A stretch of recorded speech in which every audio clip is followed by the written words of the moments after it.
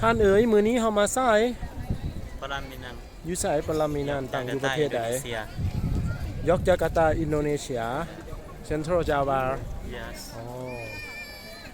so beautiful ยะเป็นจังไดทานมื้อนี้ขี่รถจักรมากตูดมากบ่เคยมากอยู่ดีเดซิปีนึงแล้วก็เคยมากไม่เห็นแล้วเป็นจังไดคล้ายๆอยู่ในส่วนเดียวกับวัดผู้จำปาสักเนาะยังบ่รู้รายละเอียดเดี๋ยวสิมาบอกตอนหลังแต่ว่าจะมีหลายพระธาตุแต่ละพระธาตุจะบรรจุเทวดาหรือว่าเป็นสิ่งศักดิ์สิทธิ์ประจำแต่ละธาตุคือยกตัวอย่างธาตุที่ท่านก็จะบรรจุเป็นเทพเจ้าหัวเนาะเดี๋ยวเขาจะไปเบิ่งตัวอื่นว่ามันบรรจุอย่างอยู่ในหั่นไป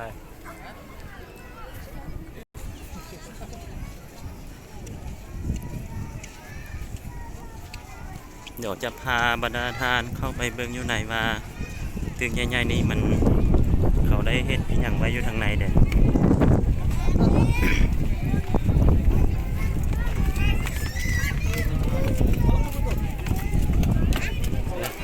ไปเห็นคุณกันเกิดลายตัวนี้เป็นตัวใหญ่ที่สุดเด้อ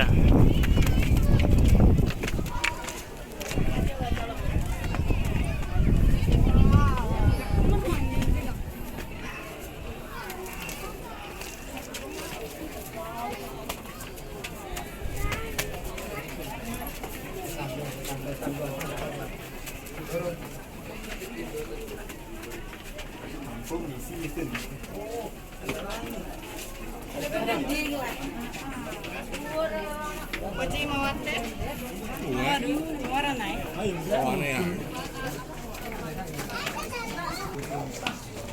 Ada.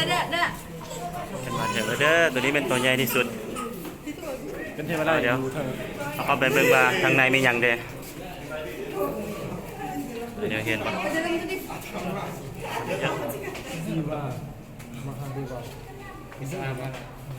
โอ้อาจจะกี่เซนมีหยังไม่ให้เข้าไปป่ะบอกมันถึงได้ขนาดนี้นี่สั่งทางในจะใหญ่สุดเลย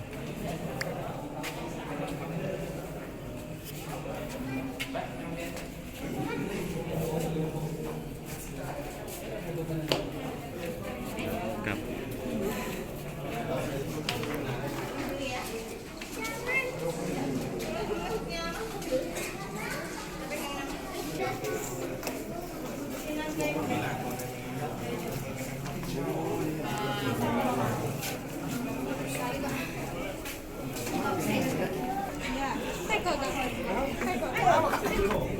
ตัวนี้เป็นตัวใหญ่เด้อคนเย่ขึ้นมาเมื่อไร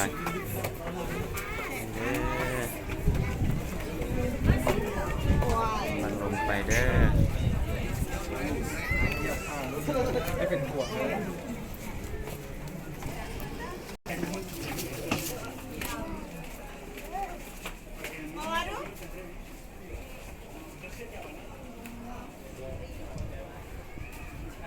เป็นไง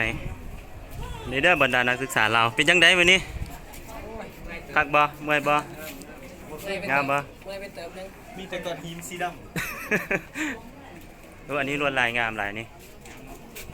อธิบายเรื่องหัวครับผู้หญิงเคสลัดยากได้ก่อนเห็นเนี่ยนะเนี่ยนี่เนาะแมนสิวะกินน้ำเพื่อนนี่ได้ไหม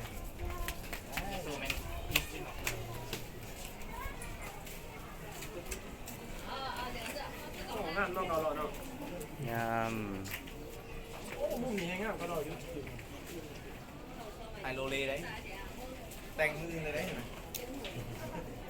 ดอง9 โลอันนั้นที่อัมเบรล่าครับฮัลโหล